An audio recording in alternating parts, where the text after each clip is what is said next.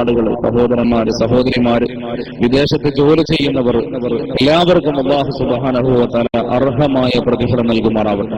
കണ്ണൂർ ജില്ലയിൽ ചുവക്കുന്ന യമാനിയ എന്ന് പറഞ്ഞാൽ ഇന്ന് പേരെടുത്ത് നിൽക്കുന്ന ഒരു പ്രശസ്തിയുടെ ഉത്തുംഗതയിലേക്ക് നടന്നെടുക്കുന്ന ഒരു സ്ഥാപനമായി മാറിക്കഴിഞ്ഞു. നിങ്ങളൊരു പക്ഷേ നിങ്ങളുടെ സ്ഥാപനത്തിനെ കുറിച്ച് ഇത്രയേറെ പ്രശസ്തി കണ്ണൂർ ജില്ലയിലുണ്ടോ എന്നൊരു പക്ഷെ സംശയിച്ചേക്കാം.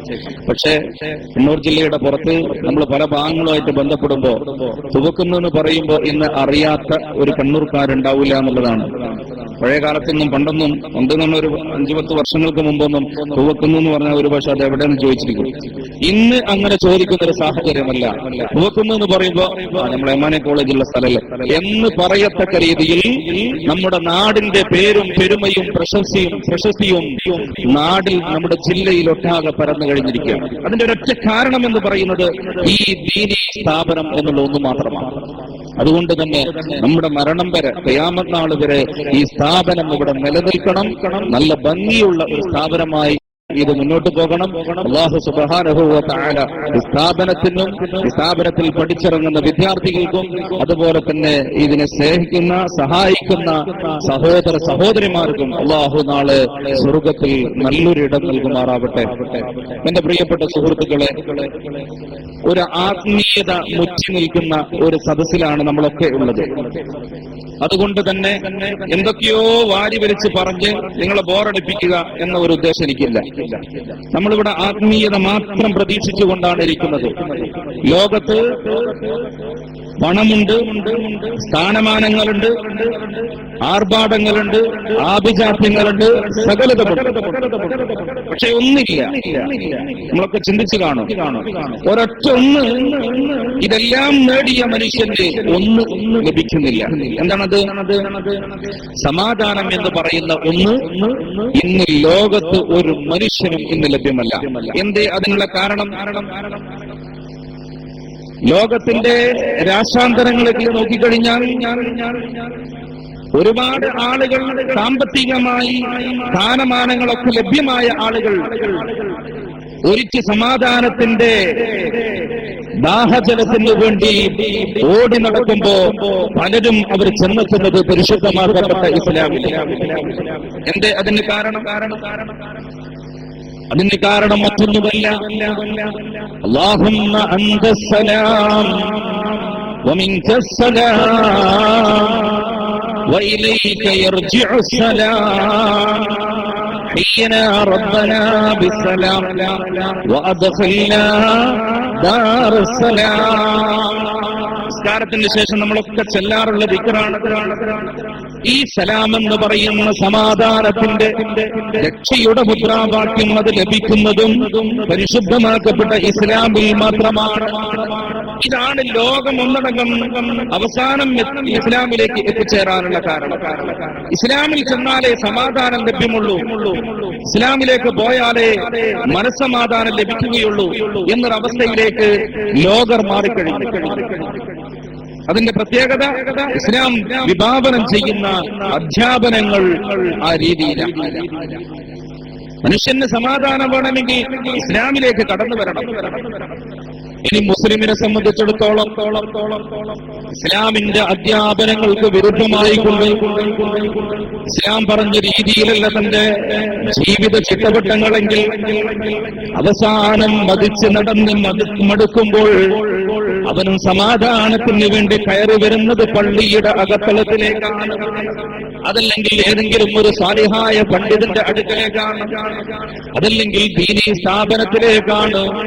അങ്ങനെ ഇസ്ലാമിന്റെ ശിആറിലേക്ക് കടന്നു വരുമ്പോ ആ മനുഷ്യന് സ്വാഭാവികമായും ഇന്നലെ വരെ ഇല്ലാത്ത ഒരു സമാധാനം തന്റെ മനസ്സിന് ലഭിക്കുന്നു. ഇന്നലെ വരെ തനിക്ക് കിട്ടാത്ത ഒരു സമാധാനം. നാടിയിൽ ഞാൻ സകല തോന്നിവാസങ്ങളുമായിട്ട് നടന്നപ്പോഴും ലഹരിയുടെ പദാർത്ഥങ്ങൾ ഉപയോഗിച്ച് സകല സീമകളും ഞാൻ ലംഘിച്ചപ്പോഴും എനിക്ക് കിട്ടാത്ത എന്തോ ഒരു ആത്മീയതയുടെ, ഒരു സമാധാനത്തിന്റെ എന്തോ ഒരു നല്ലൊരു അനുഭവം എനിക്ക് ലഭിക്കുന്നു. പള്ളിയിലേക്ക് കയറി ചെല്ലുമ്പോ 5 വക്ത് പള്ളിയിലിരിക്കുന്ന എന്റെ പ്രിയപ്പെട്ട രക്ഷിതാക്കൾ, നമ്മൾ മനസ്സിലാക്കണം, പള്ളി എന്ന് പറയുന്നത് അത് മഹത്തായ സമാധാനം നമുക്ക് നൽകുന്ന ഒരു അല്ലേ? അങ്ങാടിയിൽ നിന്നും നമുക്ക് കിട്ടാത്ത ഒരു സമാധാനവും ഒരു റാഹത്തും സന്തോഷവും പള്ളി കയറുമ്പോൾ നമുക്ക് കിട്ടുന്നു. എന്തേ അതിന്റെ കാരണം? അത് പള്ളി എന്ന് പറയുന്നത് അള്ളാഹുവിന്റെ ഭവനമാണ്. അള്ളാഹുവിന്റെ ഭവനമാകുമ്പോൾ അവിടെ അസമാധാനത്തിന് ഇടമില്ല, സമാധാനം മാത്രമേ അവിടെ നമുക്ക് കിട്ടൂ. അതുകൊണ്ട് തന്നെ പള്ളിയിലേക്ക് ആളുകൾ അടുക്കുന്നു. ഞാൻ പറഞ്ഞുകൊണ്ടുവരുന്നത്, ഇങ്ങനെ സമാധാനത്തിന്റെ മേഖലകളും സമാധാനത്തിന്റെ സ്ഥാനങ്ങളും ഒക്കെ നമുക്ക് നൽകുന്നത് പരിശുദ്ധമാക്കപ്പെട്ട ഇസ്ലാം. ദൗർഭാഗ്യവശാല ഇസ്ലാമിന്റെ സുന്ദരമായ ചില അധ്യാപനങ്ങൾ നമ്മൾ കണ്ടില്ലെന്ന് നടിക്കുന്നു, അല്ലെങ്കിൽ ജീവിതത്തിലേക്ക് പകർത്താതെ പോകുന്നു.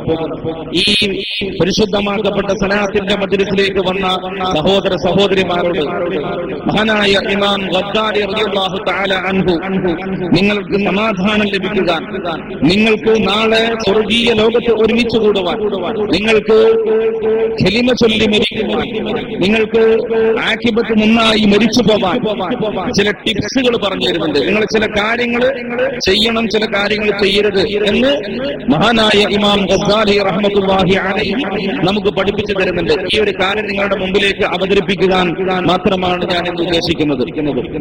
വേറുള്ള ഒരു വിശാലമായ ഒരു വിഷയത്തിലേക്ക് ഞാൻ കടക്കുന്നില്ല. നമ്മൾ ഒരു മുസ്ലിം ജീവിക്കേണ്ട ആകത്തുക ഏത് രീതിയിലാണ്? ഒരു മുസ്ലിമിനെ സംബന്ധിച്ചിടത്തോളം അവൻ സൂക്ഷിക്കേണ്ട മേഖലകൾ ഏതൊക്കെയാണ്? എന്തുകൊണ്ടാണ് ഒരു മുസ്ലിം നരകത്തിന്റെ അവകാശിയായി പോകാൻ അവൻ കാരണക്കാരനാകുന്ന പ്രവർത്തനങ്ങൾ എന്തൊക്കെ, സാഹചര്യങ്ങൾ എന്തൊക്കെ? അതൊന്ന് സൂക്ഷിച്ചാൽ നമുക്ക് സുഖസുന്ദരായിട്ട് സ്വർഗ്ഗത്തിലേക്ക് കടക്കാം. അല്ലാഹുവിന്റെ ഹബീബ് പഠിപ്പിച്ചു, മൻകാന ആഖിറു കലാമിഹി ഖൗല ലാ ഇലാഹ ഇല്ലല്ലാഹ്. ആരുടെയെങ്കിലും അവസാനത്തെ വാക്ക് താൻ തന്റെ ശരീരത്തിൽ നിന്ന് റൂഹ് പിരിഞ്ഞു പോകുന്ന സമയത്ത് അവസാനം ഒരു വിട്ട വാക്ക് ലാ ഇലാഹ ഇല്ലല്ലാഹ് എന്ന കലിമത്ത് തൗഹീദിന്റെ വചനമാണെങ്കിൽ ദഖലൽ ജന്ന ശഫീഉനാ റസൂലുള്ളാഹി. അവസാനത്തെ വാക്ക് ലാ ഇലാഹ ഇല്ലല്ലാഹ് ആയാൽ സ്വർഗ്ഗത്തിൽ കടന്നു കഴിഞ്ഞു എന്നാണ്. ഒരു മനുഷ്യൻ മരിച്ചു പോകുന്ന, നമ്മൾ പോയിട്ട് മരിച്ച മനുഷ്യന്റെ മയ്യത്ത് കണ്ടിട്ട് വരാറുണ്ട്. സത്യത്തിൽ മയ്യത്ത് കാണൽ സുന്നത്ത് പോലുമില്ല, ഒരു ജായിസായ പ്രവൃത്തി അല്ലേ? ജായിസായ ഒരു പ്രവൃത്തിയാണ് മയ്യത്ത് കാണുക എന്ന് പറയുന്നത്.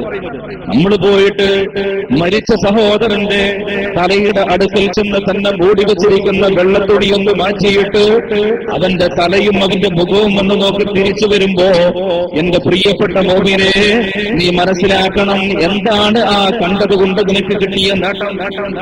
എന്താണ് നിനക്കതുകൊണ്ട് മനസ്സിലായത്? അവസാനമായി ഒരു നോക്ക് കണ്ടു അല്ലേ? ആ നോക്ക് കണ്ടതിന്റെ പേരിൽ നിനക്ക് എന്ത് കിട്ടി? നമുക്കൊന്നും കിട്ടാനില്ല. എന്നാൽ യഥാർത്ഥ മുഅ്മിനിന് കിട്ടേണ്ട ചില കാര്യങ്ങളുണ്ട്. ഒരു മയ്യത്തിന്റെ മുഖം നോക്കൽ സുന്നത്ത് പോലുമല്ല, ജായിസായ ഒരു പ്രവൃത്തിയാണെങ്കിലും അത് നോക്കുമ്പോ ഒരു മുഅ്മിനിന് പലതും അതിൽ നിന്ന് മനസ്സിലാക്കാനുണ്ട്.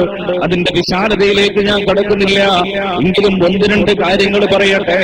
അല്ലാഹുവിന്റെ റസൂൽ സല്ലല്ലാഹു അലൈഹി വസല്ലമ തങ്ങൾ നമുക്ക് പഠിപ്പിച്ചു തന്നിട്ടുണ്ട്, ആരുടെയെങ്കിലും അവസാന വാക്ക് ലാ ഇലാഹ ഇല്ലല്ലാഹ് എന്നതാണെങ്കിൽ അവൻ സ്വർഗ്ഗത്തിലേക്ക് കടന്നു കഴിഞ്ഞു എന്ന് മഹാനായ അഷ്റഫുൽ ഖൽഖ് മുഹമ്മദ് മുസ്തഫ സല്ലല്ലാഹു അലൈഹി വസല്ലം. അപ്പൊ അവസാനത്തെ വാക്ക് നമ്മുടെയൊക്കെ ആഗ്രഹവും നമ്മുടെയൊക്കെ അഭിലാഷവും കലിമ ചൊല്ലി മരിക്കുക. എന്തൊരു സുഖമായിരിക്കും അവസാനം കലിമ ചൊല്ലി മരിച്ചിട്ട് അങ്ങോട്ട് പിരിഞ്ഞു പോവാന്ന് പറയുന്ന രംഗം നമ്മൾ ആലോചിച്ച് നോക്കുക. നമുക്കതല്ലേ വേണ്ടത്? അതിനല്ലേ നമ്മൾ അധ്വാനിക്കേണ്ടത്? അതിന് വേണ്ടിയല്ലേ നമ്മൾ അമലുകൾ ചെയ്യുന്നത്? അല്ലാഹു സുബ്ഹാനഹു വ തആല നമുക്ക് അതിനുള്ള തൗഫീഖ് ചെയ്തു തരുമാറാവട്ടെ. ഒരുപാട് ആളുകളുണ്ട്, ഒരുപാട് മഹാന്മാർ. എന്തിനധികം പറയുന്നു കൂട്ടരെ, മഹാനായ ശൈഖുനാ ശംസുൽ ഉലമ ചരിത്രങ്ങൾ പല ആവർത്തി നിങ്ങൾ കേട്ടിരിക്കും. സുബ്ഹിയുടെ ബാങ്കിന്റെ അവസാനത്തെ ധ്വനി ലാ ഇലാഹ ഇല്ലല്ലാഹ് എന്ന് മുഅദ്ദിന് പള്ളിയിൽ നിന്ന് ബാങ്ക് കൊടുക്കുമ്പോ ആ ബാങ്കിന് ഇജാബത്ത് കൊടുത്തതിന് ശേഷം പിന്നെ ആ രണ്ട് അധരങ്ങളിൽ നിന്ന് ഒരു അക്ഷരം പോലും പുറത്തേക്ക് വന്നിട്ടില്ലെന്ന് അദ്ദേഹത്തിന്റെ മഹാനായ ശൈഖുനാ ശംസുൽ ഉലമയുടെ കൂടെ അന്ന് ചുറ്റുമുണ്ടായിരുന്ന ആളുകൾ വളരെ വ്യക്തമായി പറയുന്നു. ഇന്നും അവർ ജീവിച്ചിരിപ്പുണ്ട്, കളവല്ല. മഹാനായ ശൈഖുനാ ശംസുൽ ഉലമ തഹജ്ജുദിന്റെ സമയത്ത് എഴുന്നേറ്റിട്ട് തന്റെ കൂടെയുള്ള ശിഷ്യന്മാരോട് പറയുന്നു, നിങ്ങൾ യാസീൻ ഓതണം. യാസീൻ ഓതി കഴിഞ്ഞതിന് ശേഷം സുബ്ഹി ബാങ്ക് കൊടുക്കുന്നു. സുബ്ഹി ബാങ്ക് കൊടുത്ത് അവസാനത്തെ വാക്ക് ലാ ഇലാഹ എന്ന് മുഅദ്ദിന് പള്ളിയിൽ നിന്ന് ബാങ്ക് കൊടുത്ത് അവസാനിപ്പിച്ചപ്പോ മഹാനായ ശൈഖുനാ ശംസുൽ ഉലമ ആ വാക്കിന് മറുപടിയായി ഇജാബത്തായിക്കൊണ്ട് ലാ ഇലാഹ ഇല്ലല്ലാഹ് പറയുകയും തന്റെ കണ്ണ് അതോടെ അടഞ്ഞു പോവുകയും ചെയ്യുന്നു.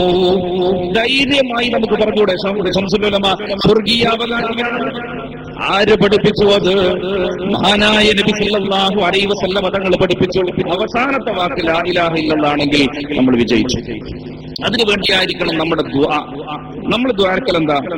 പടച്ചോനെ എന്റെ മോൻ നന്നാക്കണേ, മോൾ നന്നാക്കണേ, നീ കുറെ പണം തരണേ, എന്റെ മോളെ കെട്ടിക്കാൻ തരണേ, അല്ലെങ്കിൽ എന്റെ മോൻക്ക് നല്ല പുതിയണ്ണിനെ തരണേ, അല്ലെങ്കിൽ ഇങ്ങനെ ദുനിയാവിന്റെ എല്ലാ കാര്യങ്ങളും നമ്മൾ ഇങ്ങനെ ചോദിക്കും. സുബ്ഹിക്ക് തഹജ്ജുദിന് എഴുന്നേറ്റുകൊണ്ട് നാഥിന്റെ മുമ്പിൽ ഇരു കരങ്ങളും ഉയർത്തുന്ന സമയത്ത് എന്റെ പ്രിയപ്പെട്ട സഹോദര സഹോദരിമാരെ, ആരാരുമില്ലാത്ത ആ രാത്രിയിൽ ഞാനും അള്ളയുമാണ് മാത്രമാണ് ഇവിടെയുള്ളത് എന്ന ഒരു ചിന്തയിൽ നിന്ന് ഉടലെടുക്കുന്ന വാക്കുകൾ, അത് നീ ആഖിറത്തിന് വേണ്ടി ഏറ്റവും കൂടുതൽ ഉപയോഗിക്കണം. പിന്നെയാണ് ദുനിയാവിന് വേണ്ടി നീ ഉപയോഗിക്കേണ്ടത്. ഏറ്റവും കൂടുതൽ നമ്മൾ ആഖിറത്തിന് വേണ്ടിയാ നമ്മൾ ഏറ്റവും കൂടുതൽ പറയേണ്ടത് പടച്ചോനെ കെലിമ ചൊല്ലി മരിപ്പിക്കണേ, കെലിമ ചൊല്ലി മരിപ്പിക്കണേ. മറ്റതൊക്കെ പടച്ചോനെ ഏറ്റെടുത്ത കാര്യമാണ്, അല്ലേ? മറ്റത് മുഴുവനും തനിക്കൊരു 3 മക്കളുണ്ടെങ്കിൽ, പെൺമക്കളുണ്ടെങ്കിൽ ആ മക്കളെ കെട്ടിക്കുക എന്നുള്ളത് അന്ന് ഏറ്റെടുത്ത. നിങ്ങൾ ആ കാര്യം നോക്കേണ്ടതില്ല. അല്ലാഹു തആല യർസുഖു മൻ യശാഉ ബിഗൈരി ഹിസാബ് എന്ന് പരിശുദ്ധ ഖുർആൻ നമുക്ക് പഠിപ്പിച്ചു തരുന്നുണ്ട്. നിങ്ങൾക്ക് അല്ലാഹു തആല മക്കളെ തന്നിട്ടുണ്ടെങ്കിൽ ആ മക്കളെ എന്ത് ചെയ്യണമെന്ന് അല്ലാഹു ഏറ്റെടുത്ത കാര്യമാണ്. നമ്മൾ അതിന് വേണ്ടുന്ന മാർഗങ്ങൾ ഇങ്ങനെ ഭൗതികമായിട്ട് ചെയ്തു കൊടുത്താൽ മതി. പക്ഷേ നിനക്ക് കലിമ ചൊല്ലി മരിപ്പിക്കുമെന്ന് അല്ലാഹു സുബ്ഹാനഹു വ തആല നിനക്ക് വാക്ക് തന്നിട്ടില്ല എന്റെ പ്രിയപ്പെട്ട മുഅ്മിനേ. അതുകൊണ്ട് തന്നെ നമ്മുടെ പ്രവർത്തനങ്ങളും നമ്മുടെ ദുആ അധികവും കലിമക്ക് വേണ്ടിയായിരിക്കണം. ഈമാൻ സലാമത്തായി മരിക്കാൻ വേണ്ടി, അതുപോലെ തന്നെ കലിമ ചൊല്ലി മരിക്കാൻ വേണ്ടിയുള്ള ദുആ ആയിരിക്കണം നമ്മൾ കൂടുതലായിട്ടും ചെയ്യേണ്ടത്. അല്ലാഹു തആല തൗഫീഖ് ചെയ്യുമാറാവട്ടെ. അതുകൊണ്ട് മഹാനായ ഇമാം ഗസാലി റളിയല്ലാഹു തആല അൻഹു പറയുന്നു, അലാമത്തു ഖൗഫില്ലാഹി തആല തൽഹറു ഫീ സബ്അത്തി അശ്യാ. 7 കാര്യങ്ങളിൽ അല്ലാഹുവിനോടുള്ള ഭയഭക്തി ഒരു യഥാർത്ഥ മുഅ്മിനാണെങ്കിൽ അവന്റെ 7 കാര്യങ്ങൾ ശ്രദ്ധിച്ചാൽ നമുക്ക് കാണാൻ വേണ്ടി സാധിക്കും. 7 കാര്യങ്ങൾ, 7 സന്ദർഭങ്ങൾ നോക്കിയാൽ അവൻ യഥാർത്ഥ അള്ളാഹുവിനെ പടച്ചോനെ പേടിച്ച് ജീവിക്കുന്ന ആളാണെന്ന് നമുക്ക് പറയാൻ വേണ്ടി സാധിക്കും. നമ്മളോട് ഒരാൾ ചോദിക്കുകയാണ്, നിങ്ങൾക്ക് പടച്ചോനെ പേടിയുണ്ടോ? നമ്മളെന്താ പറയാം?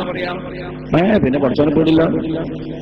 പടച്ചോനെ പേടില്ലാത്ത ആരെങ്കിലും നീ ചോദ്യമാണ് ചോദിക്കുന്നത് എന്ന് നമ്മൾ തിരിച്ചു ചോദിച്ചേക്കാം, അല്ലേ? എന്നാൽ പടച്ചവനെ പേടിക്കുന്നുണ്ടെങ്കിൽ നിന്നിൽ അത് കാണണം. അത് ചോദിച്ച് മനസ്സിലാക്കേണ്ടതല്ല. ഓരോ വ്യക്തിയിലും മറ്റൊരുത്തിന് അത് കാണാൻ വേണ്ടി സാധിക്കും എന്ന് മഹാനായ ഇമാം ഗസാലി റളിയല്ലാഹു തആല അൻഹു പഠിപ്പിക്കുന്നു. എങ്ങനെയാ കാണുക? മഹാനായ ഇമാം ഗസാലി തങ്ങൾ പറയുന്നു, ഒന്ന് അവന്റെ ലിസാനുഹു, നാവ് നോക്കിയാൽ അവന്റെ അള്ളാഹുവിനെ പേടിയുണ്ടോ എന്ന് കാണാൻ വേണ്ടി സാധിക്കും. ഒരുത്തന്റെ നാവ്, ആ നാവിനെ കുറിച്ചൊരു വിലയിരുത്തൽ നടത്തിയാൽ അവൻ അള്ളാഹുവിനെ ഭയപ്പെടുന്നുണ്ടോ, അള്ളാഹുവിനെ പേടിക്കുന്നവനാണോ എന്ന് മനസ്സിലാക്കാൻ വേണ്ടി സാധിക്കും. ഞാനിത് പറയുന്നത്, ഇത് പറഞ്ഞു കഴിയുമ്പോഴേക്ക് നമുക്ക് ഇതിനെക്കുറിച്ചുള്ള ഒരു ബോധം നമ്മുടെ മനസ്സിലുണ്ടാവുകയും സൂക്ഷ്മത പുലർത്താൻ നമുക്ക് സാധിക്കുകയും വേണം. പറയട്ടെ. രണ്ടാമതായിക്കൊണ്ട് മഹാനായ ഇമാം ഗസാലി തങ്ങൾ പറയുന്നു, ഖൽബുഹു, അവന്റെ ഹൃദയം. ഹൃദയത്തിന് നോക്കിയാൽ നമുക്ക് ഈ മനുഷ്യന് അള്ളാഹുവിനെ പേടിക്കുന്നുണ്ടോ ഇല്ലയോ എന്ന് പറയാൻ വേണ്ടി നമുക്ക് സാധിക്കും. അത് ചോദിക്കുക എങ്ങനെ ഹൃദയം നോക്കാം പറഞ്ഞുതരാം ഇൻഷാ അല്ലാഹ്. അതിന്റെ വിശദീകരണം മൂന്നാമത് മഹാനായ ഇമാം ഗസാലി റളിയല്ലാഹു അൻഹു പറയുന്നു, നദറുഹു, രണ്ട് കണ്ണുകൊണ്ടുള്ളവന്റെ നോട്ടം. രണ്ട് കണ്ണിനെ നോക്കിക്കഴിഞ്ഞാൽ അവൻ അല്ലാഹുവിനെ ഭയപ്പെടുന്നുണ്ടോ എന്ന് നമുക്ക് വിലയിരുത്താം. അവന്റെ രണ്ട് കണ്ണിന്റെ പ്രവർത്തനങ്ങൾ എങ്ങനെയൊക്കെ ഒരു നിരീക്ഷണം നടത്തുക, അപ്പൊ നമുക്ക് ബോധ്യാവും. നാലാമത് പറയുന്നു ബത്നുഹു, അവന്റെ വയറ്. ഒരുത്തന്റെ വയറ് നോക്കിയാൽ ഓൻ അല്ലാഹുവിനെ പേടിയുണ്ടോ എന്ന് മനസ്സിലാക്കാം. അഞ്ചാമത് പറയുന്നു യദുഹൂരത്തിന്റെ കൈ നോക്കിയാൽ അള്ളാഹുവിനെ ഭയപ്പെടുന്നുണ്ടോ എന്ന് മനസ്സിലാക്കാൻ വേണ്ടി സാധിക്കും. ഒരുത്തന്റെ കയ്യിനെ കുറിച്ച് നമ്മൾ വിലയിരുത്തിയാൽ അള്ളാഹുവിനെ പേടിക്കുന്നുണ്ടോ എന്ന് നമുക്ക് മനസ്സിലാക്കും. ആറാമത് പറയുന്നു ഖദമുഹു, ഒരുത്തന്റെ കാല് നോക്കിയാൽ അവൻ അള്ളാഹുവിനെ ഭയപ്പെടുന്നവനാണോ എന്ന് വ്യക്തമാകും. ഏഴ് മഹാനായ ഗസാലി തങ്ങൾ പറയുന്നു ത്വാഅതുഹു, അള്ളാഹുവിന് വഴിപ്പെടുന്നുണ്ടോ എന്ന് നോക്കിയാലും അവനക്ക് തഖ്വയുണ്ടോ എന്ന് നമുക്ക് മനസ്സിലാക്കാൻ വേണ്ടി സാധിക്കും. അള്ളാഹുവിനെ ഭയപ്പെടുന്നുണ്ടോ എന്ന് മനസ്സിലാക്കാൻ സാധിക്കും. 6 അവയവങ്ങളും പറഞ്ഞു, ഒരു പ്രവർത്തനവും പറഞ്ഞു. 6 അവയവങ്ങൾ: നാവ്, കണ്ണ്, അതേപോലെ തന്നെ കൽബ്, കയ്യ്, കാല്. പിന്നെ എന്താ പറഞ്ഞത്? ബത്ന്, അവന്റെ വയറ്. 6 അവസാനമായി പറഞ്ഞു ഇതുകളൊക്കെ ഉപയോഗിച്ചുള്ള അവന്റെ ഒരു പ്രവർത്തനമാണ് 7ാമതായിട്ട് പറഞ്ഞത്. അപ്പൊ 6 അവയവങ്ങളും 7ാമത്തെ അവന്റെ പ്രവർത്തനവും ഇത് രണ്ടും നോക്കിക്കഴിഞ്ഞാൽ ഒരു മനുഷ്യൻ അള്ളാഹുവിനെ ഭയപ്പെടുന്നുണ്ടോ ഇല്ലയോ എന്ന് നമുക്ക് വിധി എഴുതാൻ വേണ്ടി സാധിക്കുമെന്ന് മഹാനായ ഇമാം ഗസാലി റഹ്മഹുല്ലാഹു തആല അൻഹു തന്റെ മുകാശഫത്തുൽ ഖുലൂബ് എന്ന ഗ്രന്ഥത്തിൽ വളരെ വ്യക്തമായി സവിസ്തരിക്കുന്നു. നമുക്ക് നോക്കാം. ഓരോന്നിന്റെ വിഷയത്തിലേക്ക് കടക്കാം. ഞാനങ്ങനെ നീട്ടിപ്പരത്തി പറയല്ല, കാര്യങ്ങൾ നിങ്ങൾക്ക് ഗ്രഹിക്കട്ടെ എന്നുള്ള നിലക്കാണ് പറയുന്നത്. അല്ലാഹു സുബ്ഹാനഹു വ തആല ഗ്രഹിക്കാനും മനസ്സിലാക്കാനുമുള്ള തൗഫീഖ് നൽകുമാറാവട്ടെ. ഒന്ന് ലിസാനുഹു, എന്താണ് നാവിന്റെ പണി? നാവിന്റെ പണി എന്ന് പറഞ്ഞാൽ ഏറ്റവും കൂടുതൽ നന്മയുണ്ടാക്കുന്ന നാവാണ്, ഏറ്റവും കൂടുതൽ തിന്മയുണ്ടാക്കുന്ന നാവാണ്. നബി സല്ലല്ലാഹു അലൈഹി വസല്ലം ഒരു വേള പറയുകയുണ്ടായി,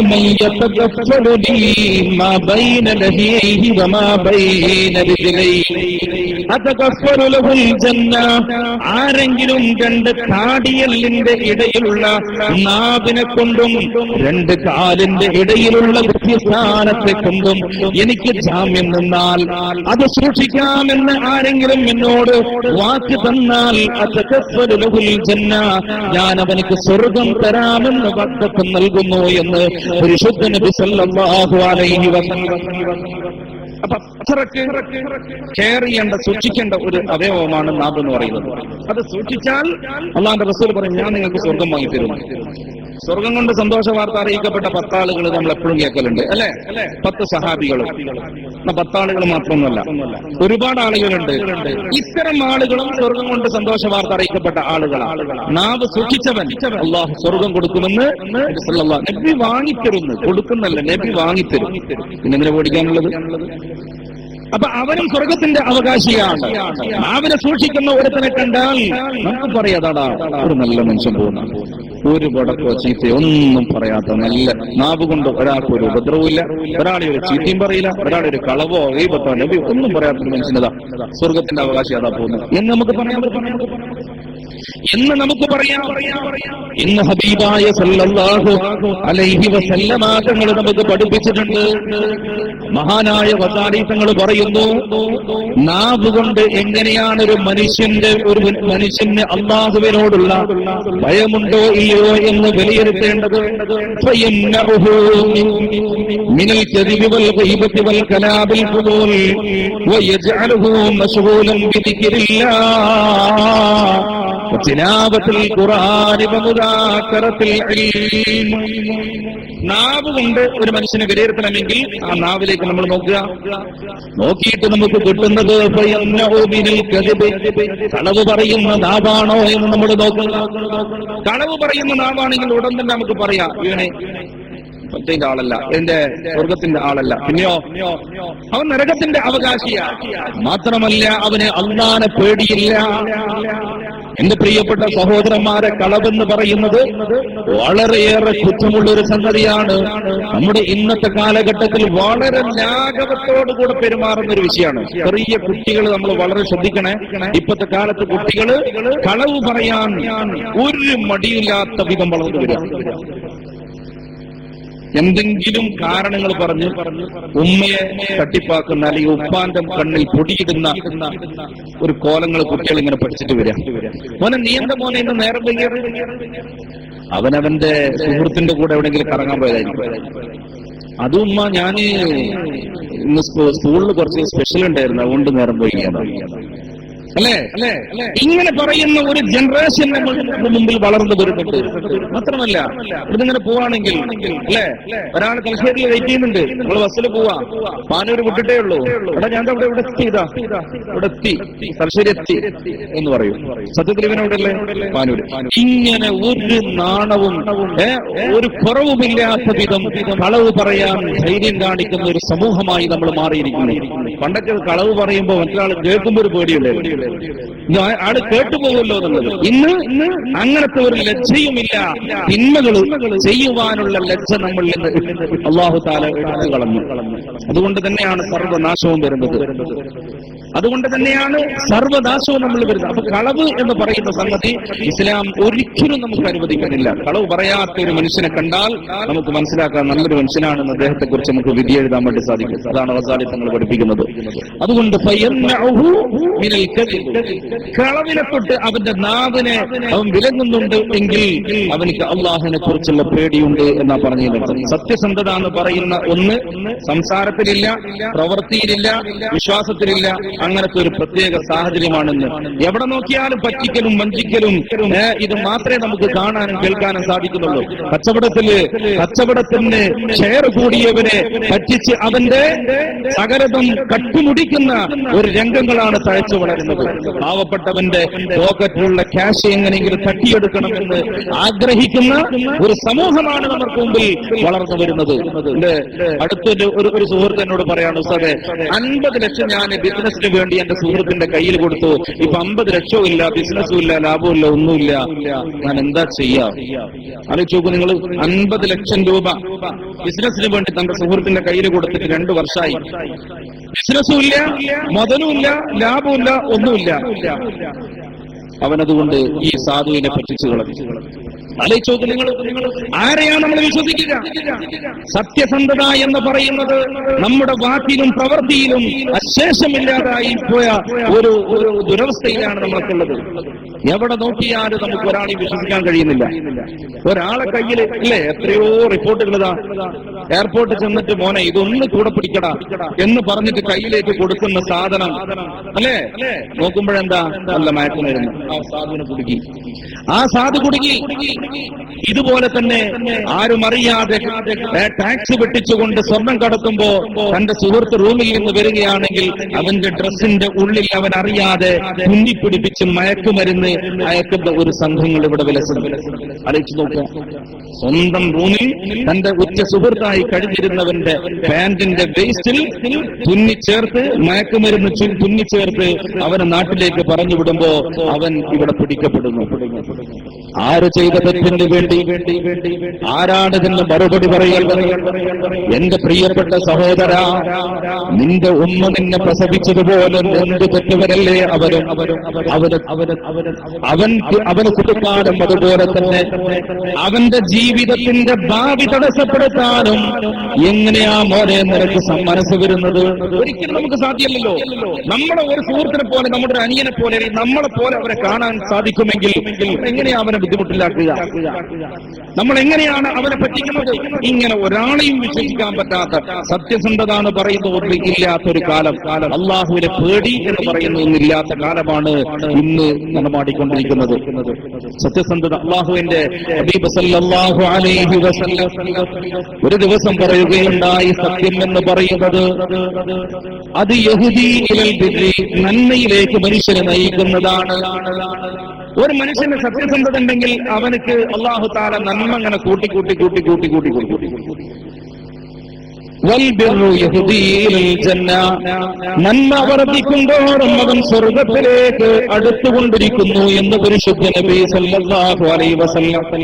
മാത്രമല്ല ഹത്താ യുക്തബ ഇൻദല്ലാഹ്, അല്ലാഹുവിന്റെ അടുക്കൽ അവനുള്ള പേര് സിദ്ദീഖ.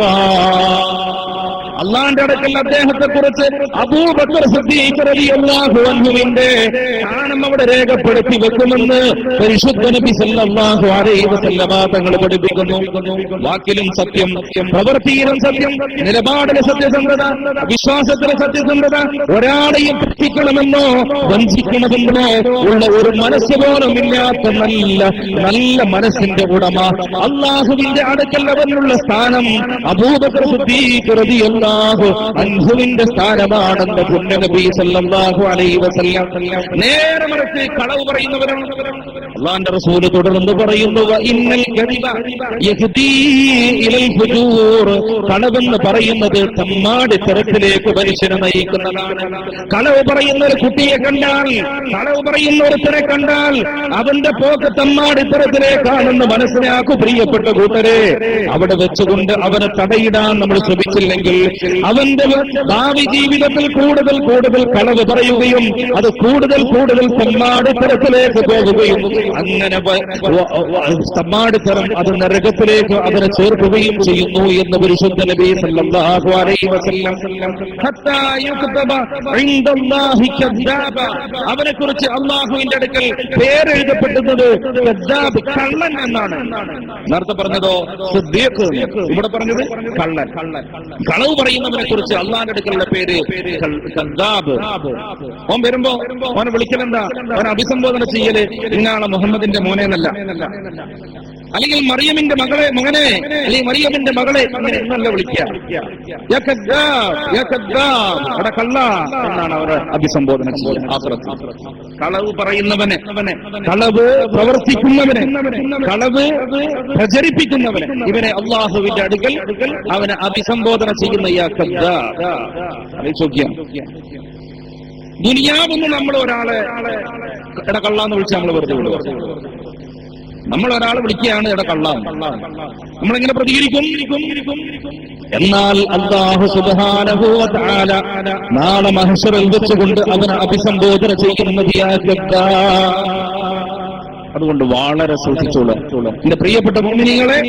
നമ്മുടെ മക്കളെ എന്ത് തന്നെയായിരുന്നു, അതിൽ നമുക്ക് ചെറിയൊരു പോരായ്മ സംഭവിക്കുന്നുണ്ട്. നമ്മളെ കുട്ടികൾ എന്തെങ്കിലും വന്ന് പറയുമ്പോൾ കുട്ടികൾ ചെറുപ്പത്തിലെ ഉമ്മാരോട് വന്ന് കളവ് പറയുന്നുണ്ടോണ്ടറിയാം. സത്യം പറഞ്ഞു ഉമ്മ അടിക്കും. സത്യം പറഞ്ഞാല് ഉമ്മ അടിക്കും. അപ്പൊ ഈ കുട്ടിക്ക് അടി കിട്ടാതിരിക്കാൻ എന്തുവാണോ? കളവ് പറയണം. കളവ് പറഞ്ഞാലോ ഉമ്മ അടിക്കൂല. അപ്പൊ കുട്ടി മനസ്സിലാക്കുകയാണ് കളവാണ് ഇവിടെ ഏറ്റവും നല്ലത്. അങ്ങനെ ആ കുട്ടി കളവിനെ കുറിച്ച് പരിശീലിച്ചു, അങ്ങനെ വളർന്നു വന്നു. കുട്ടികള് പഴയ കാലത്തെ കുട്ടികളെ പോലൊന്നുമില്ല. ഇപ്പോഴത്തെ കുട്ടികൾക്ക് പേടിയില്ല, ഒന്നുമില്ല.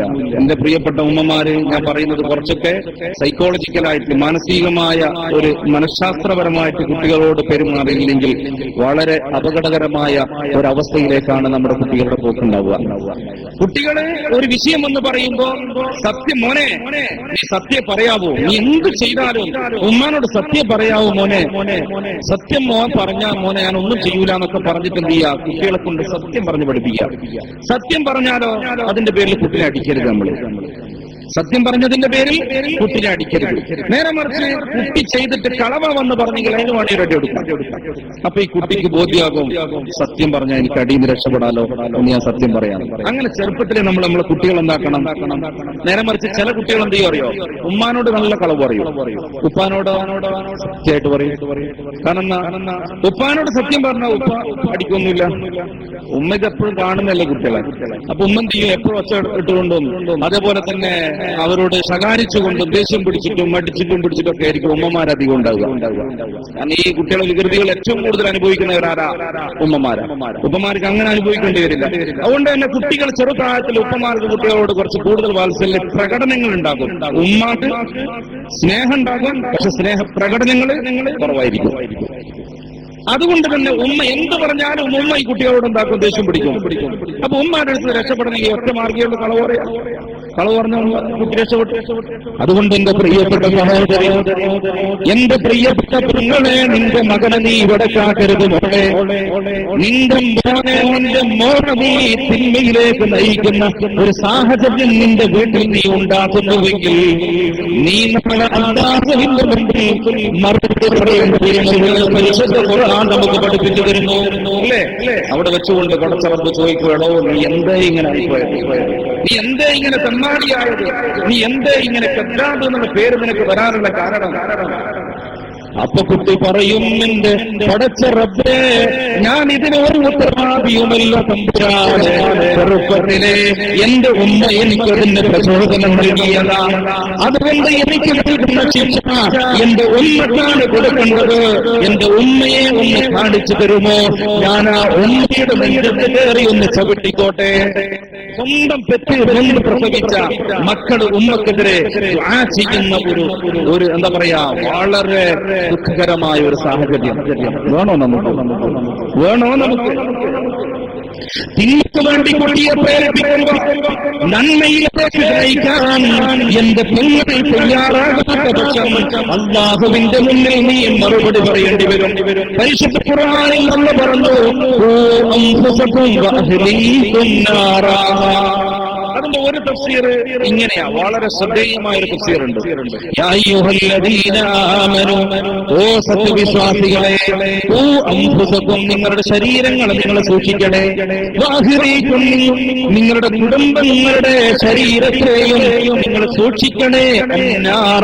നരകത്തെ തൊട്ട് സൂക്ഷിക്കണേ. നരകത്തെ തൊട്ട് സൂക്ഷിക്കണേ.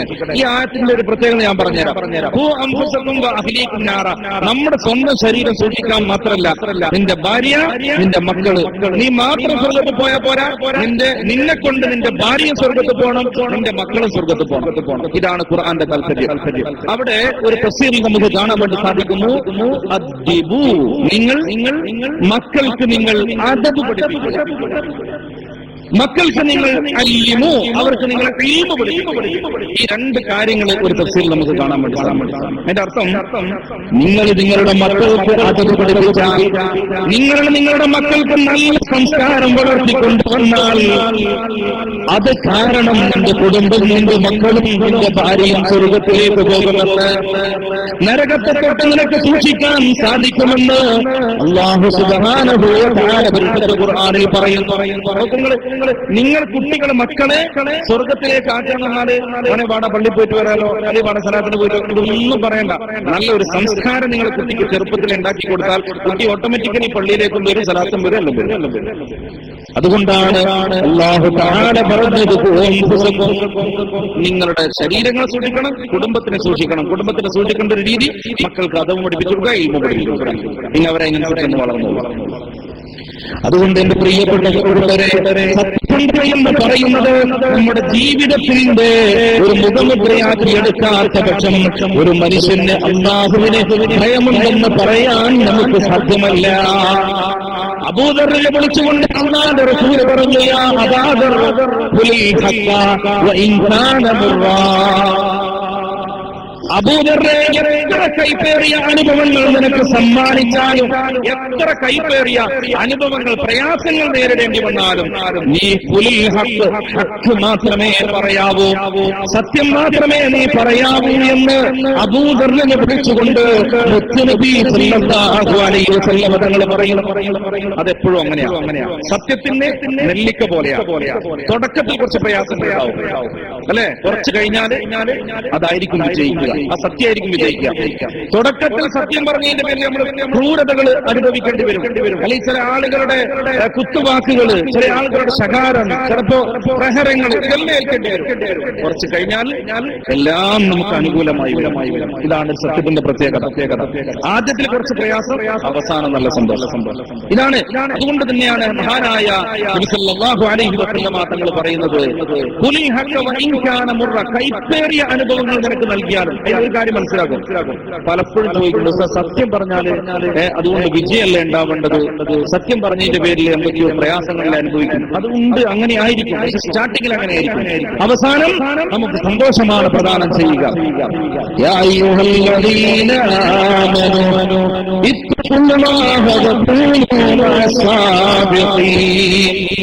അല്ലാഹു തആല പരിശുദ്ധ ഖുർആനിൽ പറയുന്നു, നിങ്ങൾ അല്ലാഹുവിനെ ഭയപ്പെട്ടുകൊണ്ട് ജീവിക്കുക. നിങ്ങൾ സത്യസന്ധരായ ആളുകളോട് കൂടെ നടക്കുക. ഒരു മനുഷ്യൻ ആരോട് കൂടെ നടക്കണം എന്ന് പോലും പരിശുദ്ധ ഖുർആൻ കോട്ട് ചെയ്തിട്ടുണ്ട്. അതെന്റെ സുഹൃത്താണ്, ഇതെന്റെ സുഹൃത്താണെന്ന് പറയുമ്പോ നിന്റെ സുഹൃത്താവാനുള്ള അർഹത ഇവനുണ്ടോ? അതാണ് നമ്മൾ ആലോചിക്കുന്നത്. നീ നടക്കേണ്ടതും നീ ഇരിക്കേണ്ടതും നീ സഹവർത്തിത്വം പുലർത്തേണ്ടതും നിന്റെ കൂട്ടുകാരനായി നീ കൊണ്ട് നടക്കേണ്ടതും സത്യസന്ധനായ ആളോട് കൂടെ മാത്രമായിരിക്കണമെന്ന് അല്ലാഹു സുബ്ഹാനഹു വ തആല പഠിപ്പിക്കുന്നു. അപ്പൊ സത്യസന്ധത എന്ന് പറയുന്നത് ദീനിൽ അത്രമാത്രം പ്രധാനപ്പെട്ട സംഗതിയാണ്. അപ്പൊ സത്യസന്ധതയുള്ള ഒരാളെ കണ്ടാൽ പറഞ്ഞു വരുന്നത് പറയുന്നു, അവന് അല്ലാഹുവിനെ പേടിയുണ്ട്. പോട്ടെ, അല്ലാഹു സുബ്ഹാനഹു വ തആല സത്യസന്ധതയുള്ള ആളുകളുടെ കൂട്ടത്തിൽ നമ്മളെ ഏവരെയും ചേർത്ത് തരുമാറാവട്ടെ. അതുപോലെ തന്നെ ആ നാവിൽ നിന്ന് ദൈവത്ത് വരൂല. ഞാൻ ഇതിന്റെ ഓരോന്നിന്റെ വിഷയം വിശദീകരിക്കാൻ നിന്ന് കഴിഞ്ഞാല് കുറേ പറയാനുണ്ട്, അങ്ങനെ ഞാൻ ഓടിച്ചു പോവാ. ദൈവത്തെ അവൻ പറയൂല. അതുപോലെ തന്നെ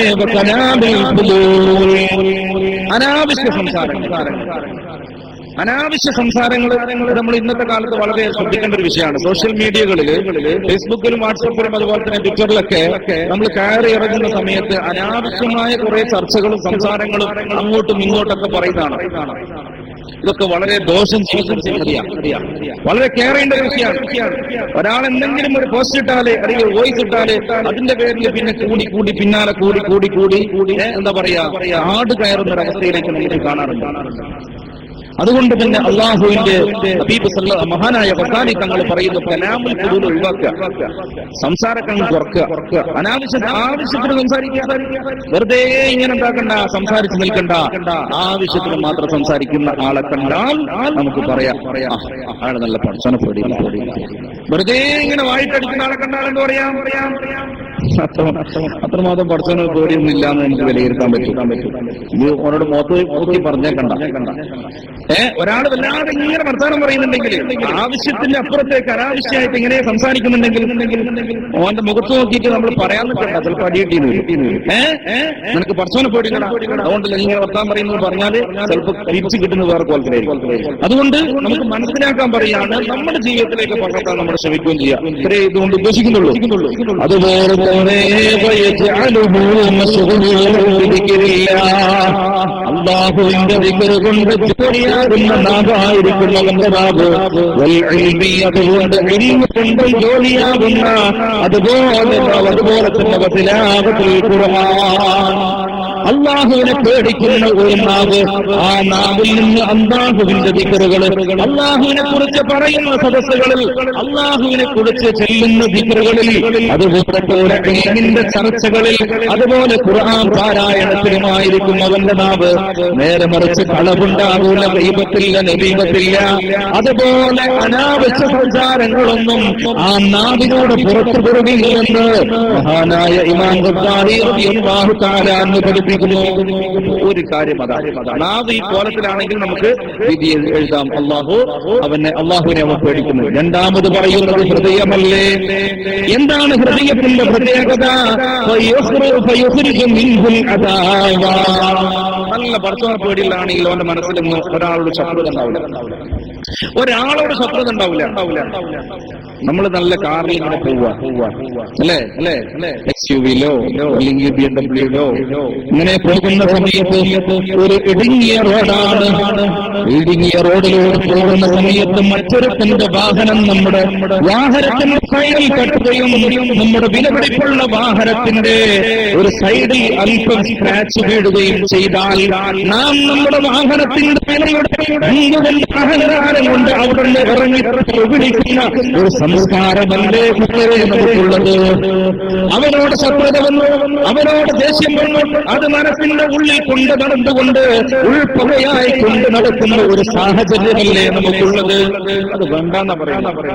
അങ്ങനെയുള്ള ഒരാള് അങ്ങനെ ഉള്ളതാണെങ്കിൽ അവൻ പഠിച്ചാനെ പേടി കുറവാണ് എന്നാണ് റസാരി തങ്ങൾ പറയുന്നത്. സാരല്ല, പോട്ടെ, സംഭവിച്ചു പോയല്ലേ. ഒരാൾ മനഃപൂർവ്വം അങ്ങനെ ചെയ്യൂലല്ലോ. അതുകൊണ്ട് അതിനിപ്പോ എനിക്ക് വേണ്ടത് നഷ്ടപരിഹാരം. അവിടെ നീ ഒരു കാര്യം ചെയ്തു, സ്ക്രാച്ച് അല്ല, അത് പെയിന്റ് അടിക്ക് എത്ര രൂപ നീ അതിന് തന്നേക്ക്, നമുക്ക് കുഞ്ഞു പോവാം. നല്ല രീതിയിൽ പറഞ്ഞ് ഒഴിവാക്കുന്നതിന് പകരം എവിടെ നോക്കിയാണ് വണ്ടി ഓടിക്കുന്നതൊക്കെ പറഞ്ഞിട്ട് നമ്മൾ എന്താക്കും, അതിനെ പ്രഹരിച്ചേൽപ്പിച്ച് അതുപോലെ ദേഷ്യം പിടിച്ച് ചീത്ത പറഞ്ഞ് ഒരു തരം വല്ലാത്തൊരു അന്തരീക്ഷം ഉണ്ടാക്കും. ഒരു മുസ്ലിമിനെ സംബന്ധിച്ചിടത്തോളം അത്തരം ഒരു സ്വഭാവം നമുക്ക് പാടില്ലാത്തതാണ്. ആനായ ഖദ്ദാലി തങ്ങൾ പറയാം, നല്ല സ്വഭാവത്തിന്റെ ഉടമയായിരിക്കും അവന്. പിന്നെയോ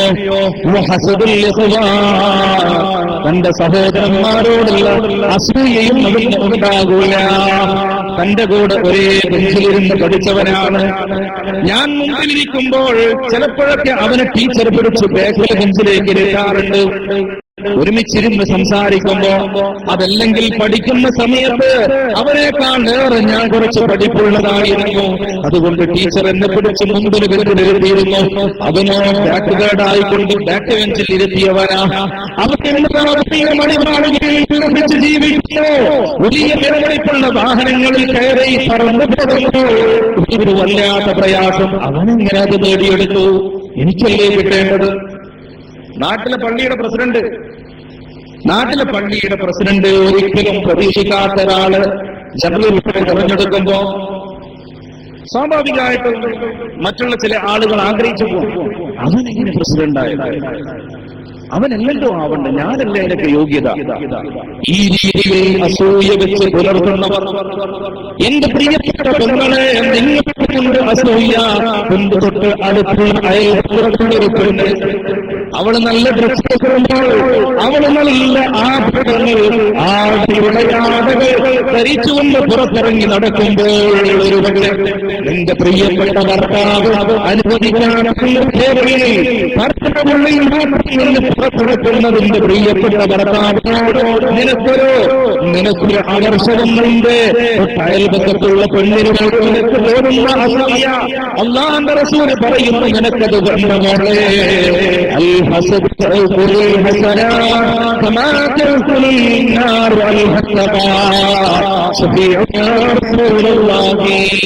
അസൂയ എന്ന് പറയുന്നത് വിറകിനെ തീ തിന്നുന്നത് പോലെ നന്മകളെ, നമ്മൾ ചെയ്ത നന്മകൾ, സാലിഹായ അമലുകളൊക്കെ തിന്നു തീർത്തു കളയും. ഒരുപാട് നിസ്കരിച്ചിട്ടുണ്ടാവും, തഹജ്ജുദിനൊക്കെ എഴുന്നേറ്റിട്ടുണ്ടാവും, തറാവി ഒറ്റൊന്നും മുടക്കിയിട്ടുണ്ടാവില്ല, വെള്ളിയാഴ്ച നേരത്തെ കാലത്ത് പള്ളിയിലൊന്നും ഇരുന്നിട്ടുണ്ടാവും. ഉമ്മമാര് വെള്ളിയാഴ്ച രാവിലെ ഒരുപാട് സ്ഥലത്തുകൾ ചിന്തിച്ചിട്ടുണ്ടാവും, അവിടെ പോയപ്പോൾ 0. എന്തേ കാരണം? തന്റെ തൊട്ടടുത്തുള്ള സഹോദരന് കൊടുത്ത അവന് തന്റെ കൂടെ നടന്നിരുന്ന സഹോദരനോട് തോന്നിയ അസൂയ കാരണം നിന്റെ അമല സകലതും തീർന്നു പോയിരിക്കുന്നു. നിന്റെ രജിസ്റ്ററിൽ അതെല്ലാം അഞ്ഞുപോയി, നിന്റെ അക്കൗണ്ടിൽ 0 ബാലൻസ് ആണ്. ഇങ്ങനത്തെ ഒരു സാഹചര്യമുണ്ട്. ആ സമയത്താണ് വിരല് കടിച്ചു പോകുന്നത്. വിരല് കടിക്കും നമ്മൾ പഠിച്ചോനെ വേണ്ടില്ലായിരുന്നല്ലോ, പോയല്ലോ, എല്ലാം ഒഴിവായി പോയല്ലോ, ഒന്നും ഇല്ലല്ലോ കിട്ടാൻ, ഞാൻ അവനെ കുറിച്ച് എന്തിനാ അസൂയ വെച്ചത് എന്ന് തോന്നിപ്പോകുന്ന ഒരു രംഗമുണ്ട്. അതേതാണ്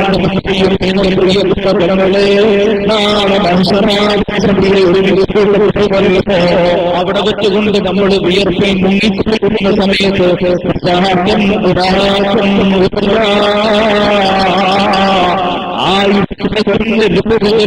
നിന്റെ ഹൈ ഹീൽ ചെരുപ്പ് ധരിച്ച് നടന്നിരുന്നവൾ, അവള് ചെരുപ്പില്ലാതെ നടന്നപാതയായിട്ട് നിൽക്കുന്ന ഒരു സ്ഥലമുണ്ട്. അതുപോലെ ആയിരക്കണക്കിന് രൂപവിലയുള്ള പർദ്ദ ധരിച്ച് നടന്നിരുന്ന പ്രിയപ്പെട്ട പെങ്ങള് അവള് ഉടുതുണിയില്ലാതെ ഒരുമിച്ച് കൂടുന്ന ഒരു സാഹചര്യമുള്ള ഒരു സമയമുണ്ട്. അതേതാണെന്നറിയുമോ? അവിടെ വെച്ചുകൊണ്ട് അല്ലാഹു തആല പറയുന്ന മലക്കുകളോട്, ഈ മനുഷ്യൻ ഓരോ നന്മതിന്മകളെ എഴുതിയ രജിസ്റ്റർ എടുക്കൂ. അതിലേക്ക് വായിക്കാൻ വേണ്ടി പറയുന്ന സമയത്ത് അവന്റെ ആളുകളെ അല്ല നിഷ്ഫലമായി ഒരു ഗർഭമുണ്ട്. ആ സമയത്താണ് ഒരുപാട് ചെയ്തിട്ടുണ്ടാകും, പക്ഷെ ഒന്നും കാണൂല. എല്ലാം അസൂയ വെച്ചതിന്റെ പേര്, മറ്റൊരുത്തനെ ഗൈബത്ത് പറഞ്ഞതിന്റെ പേര്, നമീമത്ത് പറഞ്ഞതിന്റെ പേരിൽ നഷ്ടപ്പെടുത്തി കളഞ്ഞിട്ടുണ്ടാകാം. അല്ലാഹു തആല നമുക്ക് കാത്തുരക്ഷിക്കുമാറാവട്ടെ. ഗൈബത്ത്, നമീമത്ത്, ഹസദ്, റിയാഅ്, ഉജ്ബ്, ഇത്തരം എന്താ പറയാ കൽബിയായ മനസ്സിന്റെ രോഗങ്ങളെ തൊട്ട് നമ്മുടെ കൽബിനെ ശുദ്ധിയാക്കാത്ത കാലത്തോളം നമുക്ക് ഒരു വിജയമില്ല. കുറെ അമൽ ചെയ്തിട്ടൊന്നും കാര്യമില്ല. മനസ്സാണ് ശുദ്ധിയാക്കേണ്ടത്, കൽബാണ് ശുദ്ധീകരിക്കേണ്ടത്. ഖദ് അഫ്ലഹ മൻ തസക്ക. ഖുർആൻ പറഞ്ഞില്ലേ, ആരാണ് വിജയിച്ചവൻ? ഖുർആൻ പറയുന്നു ഹൃദയം ശുദ്ധിയാക്കിയവൻ. ഒരുപാട് അമൽ ചെയ്ത് മനസ്സില് എന്താ പറയാ പകയും ദേഷ്യവും ശത്രുതയും അസൂയയും ലോകമാനും ഒക്കെ തിക്കി നിറച്ചിട്ടാണ് ഉള്ളതെങ്കിൽ ഒരു കാര്യമില്ല എന്ന് പറഞ്ഞത്. അവൻ പരാജയാണ്, അവൻ വിജയികളെല്ലാം ഖുർആൻ. അപ്പോ ഹസദ് എന്ന് പറയുന്നത് നമ്മുടെ ഒരു മുഅ്മിനെ സംബന്ധിച്ചിടത്തോളം 7 അയലത്ത് പോലും അടുപ്പിക്കാൻ പാടില്ല. അതിനെ തൊട്ട് ശരീരത്തിൽ നമ്മുടെ കൽബിനെ 100% ശുദ്ധീകരിച്ചെങ്കിൽ മാത്രമേ നമ്മുടെ നന്മ, നമ്മൾ ചെയ്യുന്ന സൽക്കർമ്മങ്ങൾ അങ്ങനെ തന്നെ ഉണ്ടാവുള്ളൂ. അതുകൊണ്ട് സൂക്ഷിക്കുക. അല്ലാഹു സുബ്ഹാനഹു വ തആല നമുക്ക് തൗഫീഖ് ചെയ്യട്ടെ. നന്മയിലേക്ക് അടുക്കാനും ഹൃദയത്തെ ശുദ്ധീകരിക്കാനും അല്ലാഹു സുബ്ഹാനഹു വ തആല തൗഫീഖ് ചെയ്തു തരുമാറാവട്ടെ. അല്ലെങ്കിൽ നമ്മൾ ആലോചിച്ച് നോക്കൂ, ഇതുകൊണ്ടൊക്കെയുള്ള നേട്ടം എന്താ?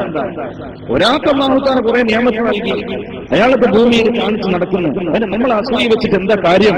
നമുക്ക് എന്ത് നേട്ടമാണ് അതുകൊണ്ട് കിട്ടാൻ? ഒരു നേട്ടം നമുക്ക് കിട്ടാനില്ലല്ലോ. പിന്നെ എന്തിനു വേണ്ടി നമ്മൾ അതിനെക്കുറിച്ച് ആലോചിക്കാത്തതിന്റെ പേരിലാണ് ഇതൊക്കെ സംഭവിക്കുന്നത്. അല്ലാഹു സുബ്ഹാനഹു വ തആല നമുക്കൊക്കെ ബോധം തരട്ടെ. മൂന്നാമതായി കൊണ്ട് പറയുന്നു അവന്റെ നോട്ടം, അവന്റെ കാഴ്ച, 2 കണ്ണ്. അല്ലാഹുവിനെ പേടിയുള്ളവനാണെങ്കിൽ ഹറാമിലേക്ക് അവൻ നോക്കുകയില്ല. അള്ളാഹുവിനെ പേടിയുള്ള ഒരു മനുഷ്യനെ കണ്ടാൽ നമുക്ക് മനസ്സിലാക്കാം അവൻ ഹറാമിലേക്ക് നോക്കുകയില്ല. ഹറാമായ ഭക്ഷണങ്ങൾ, അതുപോലെ തന്നെ ഹറാമായ പാനീയങ്ങൾ, ഹറാമായിരിക്കുന്ന ഉടയാടകൾ, ഹറാമായ വസ്ത്രങ്ങൾ, ഹറാമായ പാനീയങ്ങൾ, ഹറാമായ ഭക്ഷണങ്ങൾ, ഹറാമായ കാഴ്ചകൾ ഇതിലേക്ക് കൊണ്ടു നോക്കൂല. അങ്ങനെ ഒരാളെ നമുക്ക് കാണാൻ കഴിയുമെങ്കിൽ നമുക്ക് പറയാം സന്താനം പോയിട്ട്. സിനിമ കാണുന്ന പെണ്ണുകൾ, സീരിയൽ കാണുന്ന പെണ്ണുകൾ, എന്റെ പ്രിയപ്പെട്ട പറയുന്നു ഹറാമിലെ പെണ്ണാണെങ്കിൽ അവർക്ക് അല്ലാഹുവിനെ പേടിയില്ല എന്ന് നമുക്ക് തിരിയെഴുതാം. ഇനി നമ്മൾ തീരുമാനിക്കുക വേണോ വേണ്ടേ? ഇത്രേ പറഞ്ഞുതരൂ. വസാനി ഇമാം ഇത്രേ പറയൂ, അല്ലെങ്കിൽ നബി സല്ലല്ലാഹു അലൈഹി വസല്ലം തങ്ങൾ ഇത്രേ പറയൂ. പഠിച്ചവനെ പേടിയുണ്ടെങ്കിൽ നോക്കൂലാന്ന് പറഞ്ഞുതരുള്ളൂ.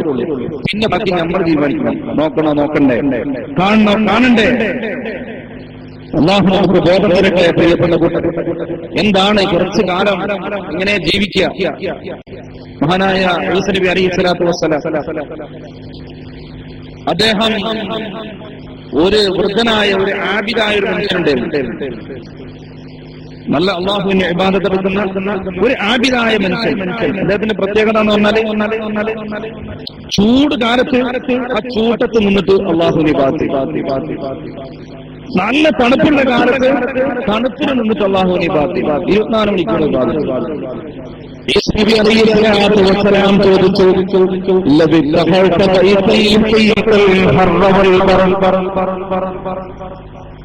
ഓ മനുഷ്യ, ഒരു വീട് നീ ഉണ്ടാക്കിയിരുന്നെങ്കിൽ നിനക്ക് ചൂടും തണുപ്പും തടുക്കുന്ന ഒരു കൂര, ഒരു വീട്, അതല്ലെങ്കിൽ നിനക്ക് ഇബാദത്ത് എടുക്കാനുള്ള ഒരു റൂം നിനക്ക് ഉണ്ടാക്കി അതിൽ നിന്ന് നീ ഇബാദത്ത് നിനക്ക് ഇത്ര കഷ്ടപ്പെട്ട് ചൂട് തണുപ്പും സഹിക്കണ്ടല്ലോ എന്ന് ചോദിച്ചപ്പോൾ മഹാനായ ആ മനുഷ്യൻ പറയുന്നു, മഹാനായ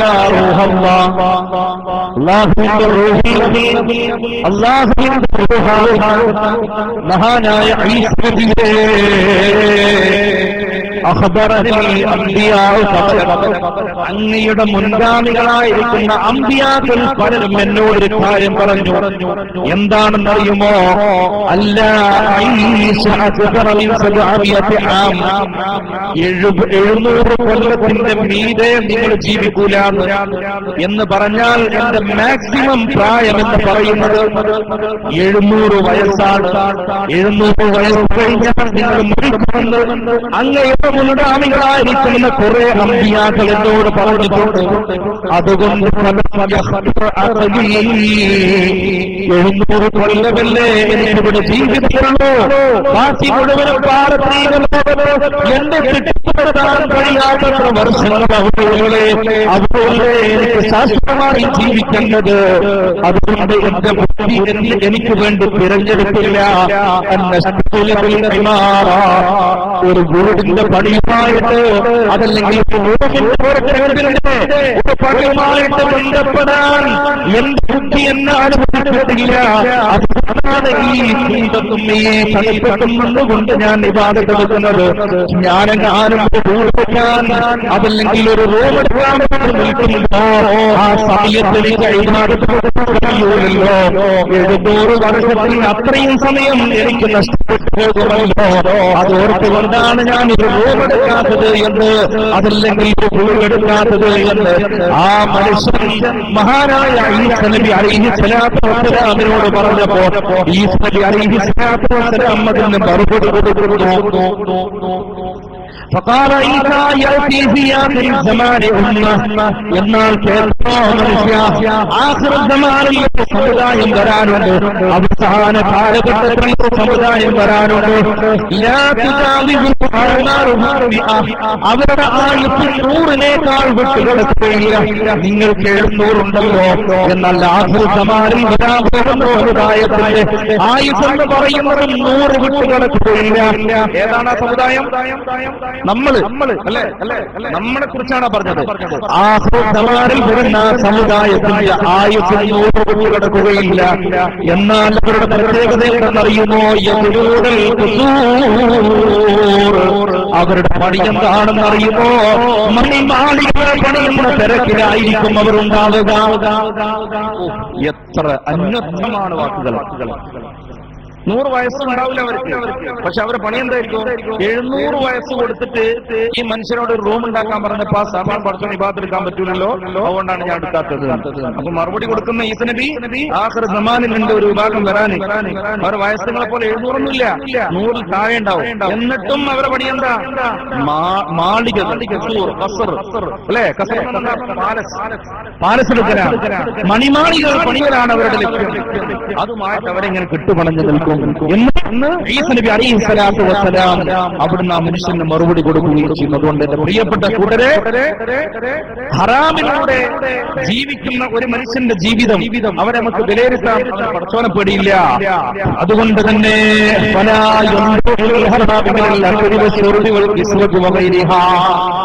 തിന്നുന്നത് ഹലാലാവണം, കുടിക്കുന്നത് ഹലാല്, അതേപോലെ തന്നെ ധരിക്കുന്നത് ഹലാല്, പാർക്കുന്നത് ഹലാല്, എല്ലാം ഹലാലെങ്കിൽ മാത്രമേ ആ മനുഷ്യനെ കുറിച്ച് അള്ളാഹുവിനെ പേടിയിട്ട് പറയാൻ പറ്റും.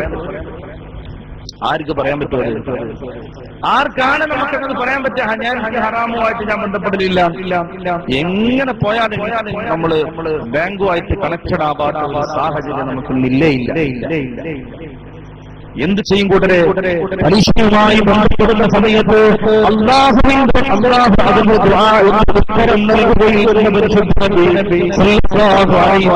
നമുക്കൊക്കെ ഉള്ള പരാതിയാണ്. എത്ര ചോദിച്ചിട്ടും കേൾക്കുന്നില്ല, എത്ര ചോദിച്ചിട്ടും പഠിച്ചോ മറുപടിയില്ല. പെണ്ണുങ്ങന്മാർക്കൊക്കെ ഭയങ്കര പരാതി ഉണ്ടാവും. എന്താ ചെയ്യാ? എന്ത് ചെയ്യാൻ എന്റെ പ്രിയപ്പെട്ട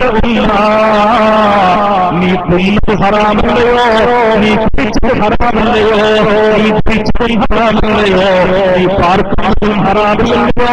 പിന്നെ എങ്ങനെയാണ് ചോദ്യത്തിന് അള്ള മറുപടി നൽകുന്നത്? അവൻ മറുപടി നൽകൂല കേട്ടോ.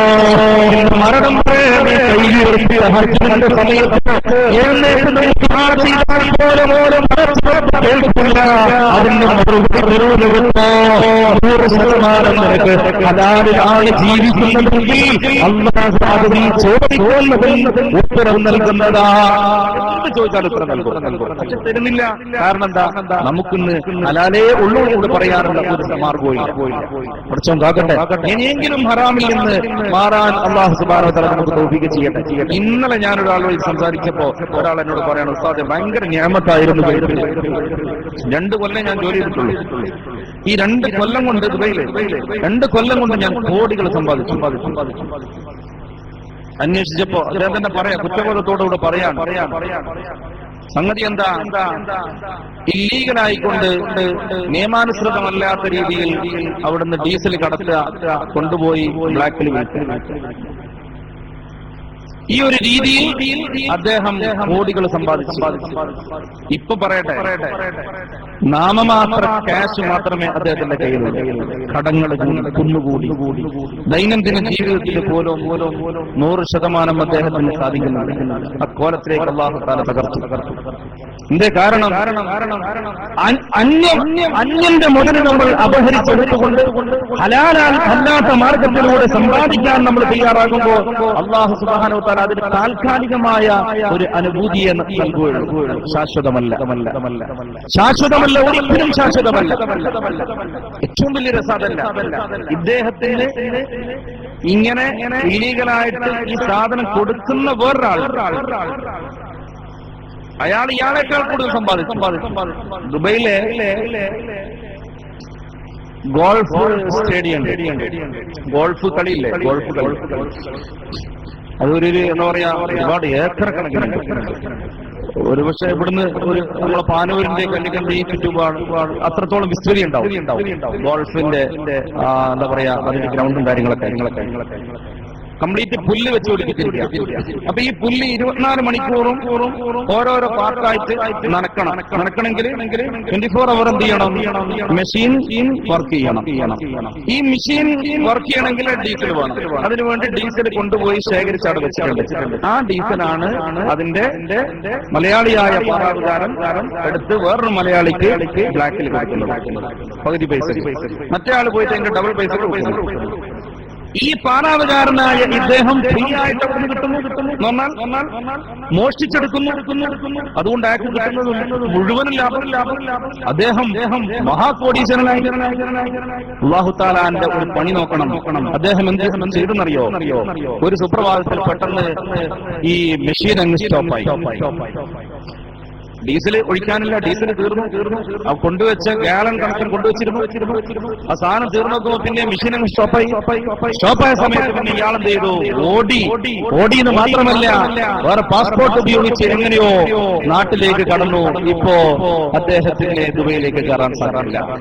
ഇന്ന് അദ്ദേഹം അല്ലാഹു സുബ്ഹാനഹു വ തആല ഇതെല്ലാം നശിപ്പിച്ച് ഒന്നുമില്ലാത്ത കോലത്തിലേക്ക് മാറ്റി. നമ്മൾ കേരളക്കാരൻ ആലോചിച്ചു, ആർക്ക് വേണ്ടിയായിരുന്നു? എന്തിനാണ് ഈ അഹമായ മുതൽ? ഇതുകൊണ്ട് നമുക്ക് എന്ത് നാട്ടം? പ്രിയപ്പെട്ട കൂട്ടരെ, ഇത് ഖിയാമത്ത് ആളുകളെ പൊരുത്തപ്പെടാൻ കഴിയാത്ത മഹാപാപമല്ലേ അവർ ചെയ്തത്? ഇനി അവന്റെ പ്രാർത്ഥന അല്ലാഹു സ്വീകരിക്കുമോ? അന്യ ഒരുത്തന്റെ മുതൽ അവൻ അപഹരിച്ചതിന്റെ പേരിൽ അവനുമായിട്ട് ഹക്കിടപാടിലല്ലേ അവനുള്ളത്. അതുകൊണ്ട് അവന്റെ ഹക്ക് വീട്ടാൻ അല്ലാഹു അവനെ സ്വർഗ്ഗത്തിലേക്ക് കടത്തുമോ?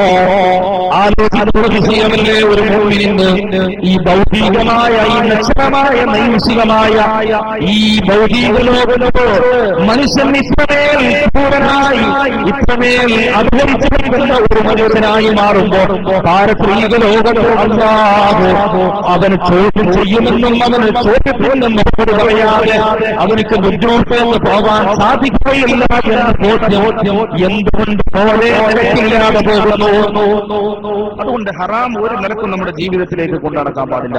എനിക്ക് പറയട്ടെ, അല്ലാഹു സുബ്ഹാനഹു വ തആല നബി സല്ലല്ലാഹു അലൈഹി വസല്ലം തങ്ങൾ പറയുന്നു, മൻ മലഅ ഐനൈഹി മിനൽ ഹറാമി, ആരെങ്കിലും ഹറാമിന്റെ കാഴ്ച കണ്ട് 2 കണ്ണിനെ ആരെങ്കിലും ഹറാം നിറച്ചു വെച്ചാൽ മലഅ അല്ലാഹു യൗമൽ ഖിയാമത്തി ഐനൈനി മിനൻ നാർ, അവന്റെ 2 കണ്ണുകളിൽ അല്ലാഹു തീ നിറച്ചു.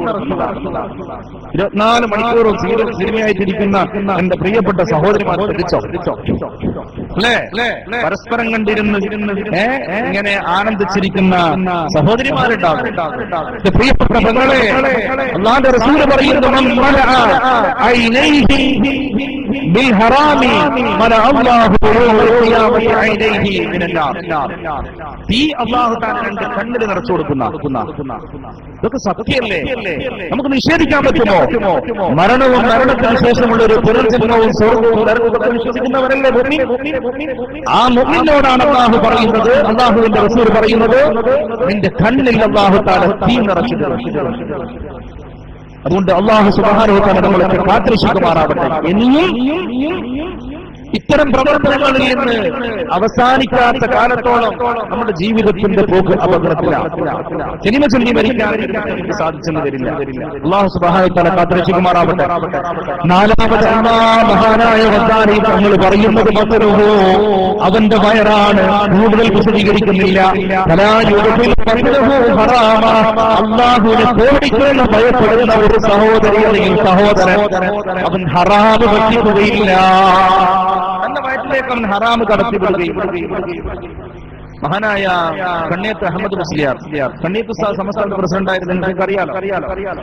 അദ്ദേഹത്തിന്റെ അടുത്ത് ഒരു ശിഷ്യൻ വന്നിട്ട് പറഞ്ഞു, ഉസ്താദിനെ കാണാൻ വേണ്ടി പോയപ്പോ കുറച്ച് ചായപ്പണി മനസ്സാരി. അന്നത്തെ കാലത്ത് ആണല്ലോ, ഇന്ന് നമ്മൾ ഫ്രൂട്ട്സ് ഒന്നും കഴിഞ്ഞ് അങ്ങനെ പോകും. അന്ന് ചായക്കുള്ള ചായപ്പണി മനസ്സാരിയൊന്നും ഇല്ലാത്തൊരു കാലമായിരിക്കും. ശിഷ്യൻ ഉസ്താദിനെ കാണാൻ വേണ്ടിയിട്ട് ചായപ്പണി മനസ്സാരിയിട്ട് പോയി ഉസ്താദിന്റെ അടുത്ത് കൊടുത്തിട്ട് വന്നു, ഉസ്താദ് ചായ ഉണ്ടായി കുടിച്ചോ? അല്ല, ഇത് കൊടുത്തപ്പോ ഉസ്താദ് ചോദിച്ചു, ഇതെന്തിനാണ്? അത് ഉസ്താദ് അവിടെ കുറെ ആളുകളൊക്കെ വരുമല്ലോ, അപ്പൊ അവർക്കൊക്കെ ചായ വെച്ചു കൊടുക്കാലോ, അതിന് വേണ്ടിയിട്ടാണെന്ന് പറഞ്ഞു. തന്റെ അടുക്കലേക്ക് പെട്ടുമായിക്കൊണ്ട് മഹാനായ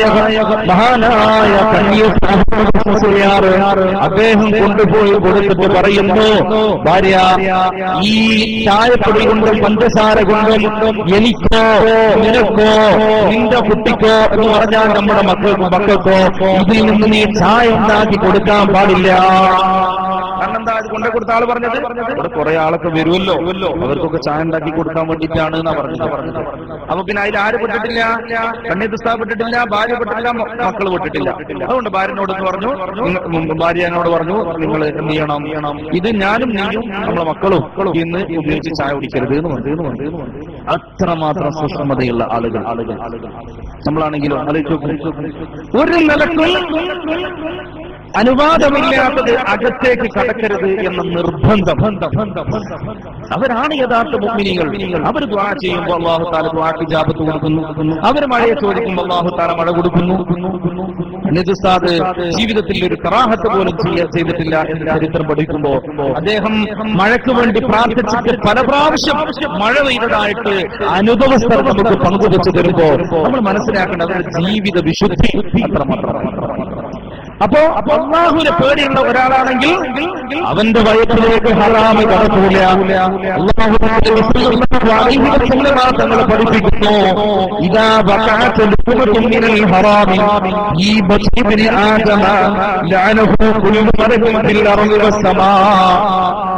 ഒരു മനുഷ്യന്റെ വയറ്റിലേക്ക് ഒരു പിടി ഹറാമിന്റെ ഭക്ഷണം കടന്നുപോയാൽ അല്ലാഹുവിന്റെ റസൂൽ പറയുന്നു, ലഅനഹു കുല്ലു മലകുൻ ഫിൽ അർളി വസ്സമാ, ആകാശത്തും ഭൂമിയിലും അല്ലാഹു സംവിധാനിച്ചിട്ടുള്ള മുഴുവൻ മാലാഖമാരും അവർക്ക് വേണ്ടി അവർക്ക് ശാപത്തിന്റെ വാക്കുകൾ ഉരുവിടും. ഒരു ഹറാമിന്റെ ഒരു പിടി ഭക്ഷണം ആരെങ്കിലും കഴിച്ചാൽ അവൻ ശപിക്കുന്നത് ആരൊക്കെ? ദുനിയാവിലും ആഖിറത്തിലും വല, ഭൂമിയിലും അതുപോലെ തന്നെ ആകാശത്തിലുമുള്ള മലക്കുകൾ മുഴുവനും അവന്റെ ശാപവർഷം നടത്തുന്നു എന്ന് നബി സല്ലല്ലാഹു അലൈഹി വസല്ലം തങ്ങൾ പറഞ്ഞു. മാദാമത് തിൽക്കൽ ലുഖ്മതു ഫീ ബത്നിഹി, ആ ഒരു പിടി ഭക്ഷണം തന്റെ വയറ്റിലുള്ള കാലത്തോളം മലക്കുകൾ ശപിച്ചുകൊണ്ടേയിരിക്കുന്നു.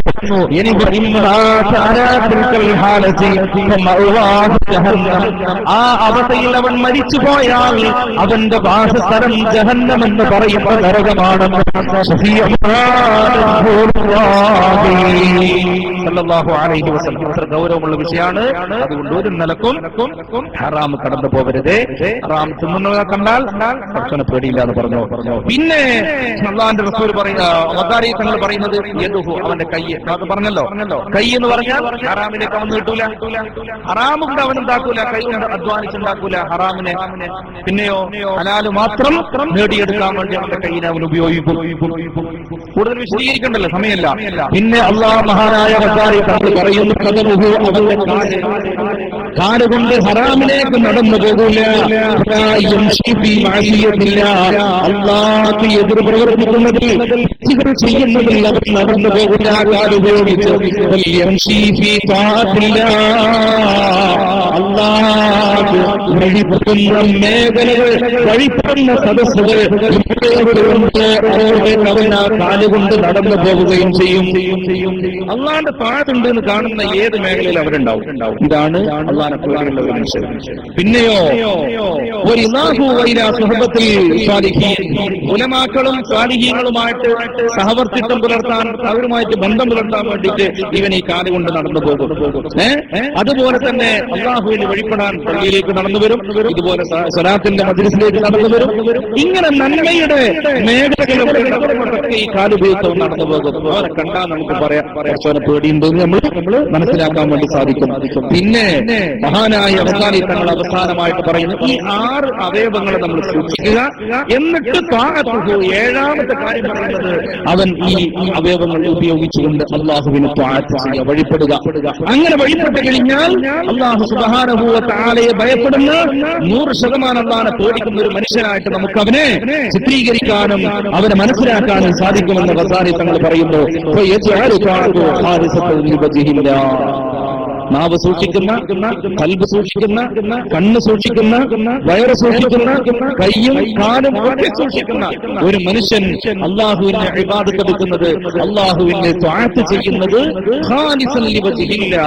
അള്ളാഹുവിന്റെ തൃപ്തിയെ മാത്രം ഉദ്ദേശിച്ചുകൊണ്ട് നിഷ്കളങ്കമായ രീതിയിൽ അവൻ എന്ത് ചെയ്യുന്നു? ഇബാദത്തുകൾ എടുക്കുന്നു. അതുകൊണ്ട് തന്നെ അവൻ അങ്ങനെ ഇബാദത്ത് എടുക്കുമ്പോൾ തന്നെ കുറച്ചോനെ ലോകമാന്യം വന്നു പോവുമോ, ഞാൻ നിസ്കരിക്കുമ്പോൾ നാലാളെ കണ്ടു പോകുമോ എന്നുള്ള ഒരു ഉൾപ്പേടി അവൻ മനസ്സിലുണ്ടാവും. അല്ലേ? നമുക്ക് നിസ്കരിക്കുമ്പോൾ ഒരു പക്ഷെ നമുക്കുള്ള കണ്ടോട്ടെ, അവനൊന്ന് കാണട്ടെ, നിസ്കരിക്കുന്നവനാണ് എന്നുള്ള ഒരു ചിന്ത ആയിരിക്കും ഒരു പക്ഷെ നമുക്ക് ഉണ്ടാകുക. ഈ അള്ളാഹുവിനെ പേടിയുള്ളവർക്ക് അങ്ങനെയല്ല. അച്ഛങ്ങൾ കണ്ടുപോയല്ലേ ഞാൻ നിസ്കരിക്കുന്നത്, അങ്ങനത്തെ ചിന്ത ഉണ്ടാകും. അതുകൊണ്ട് തന്നെ അള്ളാഹുവിനെ ഭയപ്പെടുന്ന ആളുകൾ നാട്ടുകാർ കാണാൻ വേണ്ടി ഒരു സൽക്രമവും ചെയ്യൂല. നാട്ടുകാർ കാണാൻ വേണ്ടി ഒരു സൽക്രമവും ചെയ്യൂല. ഒരു പിരിവിനെ നമ്മളെടുത്ത് വന്നു, ഒരു വാഴ നടക്കുക. വാഴ നടക്കുന്ന സമയത്ത്, പിരിവിന്റെ സമയത്ത് എന്ത് ചെയ്യും? നമ്മളൊക്കെ ഇത്ര റുപ്യ തരാന്ന് പറഞ്ഞു. നല്ലതാണ്, നല്ല പ്രവൃത്തിയാണ്. റിയാ വന്നു പോകരുത്, ലോകമാന്യം വന്നു പോകരുത്. ആളുകൾ അറിയട്ടെ ഞാനാണിത് വിളിച്ചെടുക്കുന്നത്, അല്ലെങ്കിൽ ഞാൻ ഇത്ര വാഗ്ദത്തം ചെയ്തിട്ട് ആള് കേൾക്കട്ടെ. വേണ്ട. ഒരു കാര്യം ചെയ്തോ, ആ വാഗ്ദത്തം ചെയ്യുന്ന സംഖ്യ ആളൊക്കെ കഴിഞ്ഞിട്ട് സ്വകാര്യമായിട്ട് ഏൽപ്പിച്ചോ, വളരെ ക്ലിയറായി. അങ്ങനെ ചെയ്യാൻ പറ്റുമല്ലോ. ക്രെഡിറ്റ് നമുക്ക് ദുനിയാവിലെ ക്രെഡിറ്റ് ആഗ്രഹിച്ചാൽ ആഖിറത്തിൽ അതിൽ നിന്ന് ഒരു നസീബ് പോലും നമുക്ക് കിട്ടുകയില്ല എന്ന് വാർത്തകൾ പഠിപ്പിക്കുന്നു. അതുകൊണ്ട് ലോകമാനത്തിനെപ്പെട്ട് അള്ളാഹുവിനെ പേടിയുള്ള ആള് ലോകമാനം ഉണ്ടാവില്ല, കാപട്യം ഉണ്ടാവില്ല. ഇങ്ങനെ ഇത് മുഴുവനും ഒരാൾ ചെയ്താൽ ഈ പറയപ്പെട്ട 7 കാര്യങ്ങൾ ആരെങ്കിലും സൂക്ഷിച്ചു പോന്നാൽ മഹാനായ ഗസാലി തങ്ങൾ പറയുന്നു, അവൻ അള്ളാഹു പറഞ്ഞ വിഭാഗത്തിൽപ്പെട്ടവനാണ്. അള്ളാഹു പറഞ്ഞ വിഭാഗം ആഖിറം അനുകൂലമായി വരുന്നത് മുത്തഖീകൾ കാണുന്ന അള്ളാഹു പറഞ്ഞിട്ടുണ്ട്. ആ വിഭാഗത്തിൽപ്പെട്ടവനാണ് എന്ന് പറഞ്ഞാൽ ആ മുത്തഖീകൾപ്പെട്ടവനാണ് ഇവൻ എന്ന് നമുക്ക് പറയാൻ വേണ്ടി സാധിക്കും. ആഖിറം എന്നുള്ളത് ഇൻദ റബ്ബിക, നിങ്ങളുടെ രക്ഷിതാവിന്റെ അടുക്കൽ ആഖിറം അനുകൂലമാകുന്നത് മുത്തഖീങ്ങളായ അടിമകൾക്കാണ്. ആ മുത്തഖീങ്ങളുടെ അടിമകളിൽ ആരുപെടും? ഈ പറഞ്ഞ 7 കാര്യങ്ങൾ സൂക്ഷിച്ചു പോകുന്ന ആളുകൾക്ക് മുത്തഖി എന്ന പേര് കിട്ടും. മുത്തഖിയായാൽ ആഖിറം അവർക്ക് അനുകൂലമാകും. അവർ സ്വർഗത്തിലും സ്വർഗത്തിലെ തോപ്പുകളിലും അവിടെയുള്ള നദികളിലും പുഴകളിലും ഒക്കെ ഉല്ലസിക്കുന്നവരായിരിക്കും എന്ന് പരിശുദ്ധ ഖുർആൻ നമുക്ക് പരിചയപ്പെടുത്തി തരുന്നു. അല്ലാഹു സുബ്ഹാനഹു വ തആല നമുക്ക് തൗഫീഖ് ചെയ്യുമാറാവട്ടെ. സ്വർഗീയാവകാശികൾ അല്ലാഹു സുബ്ഹാനഹു വ തആല നമ്മളെ ചേർത്ത് തരുമാറാവട്ടെ. നമ്മൾ ചെയ്യുന്ന സകല സൽക്രമങ്ങളെ കുറ്റമറ്റതാക്കി തരുമാറാവട്ടെ. ചെയ്ത പാപങ്ങളൊക്കെ അല്ലാഹു തആല പുറത്തു തരുമാറാവട്ടെ എന്ന് മാത്രം പറഞ്ഞുകൊണ്ട് തൽക്കാലം ഞാൻ വിടവാങ്ങുന്നു. അൽഹംദുലില്ലാഹി റബ്ബിൽ ആലമീൻ.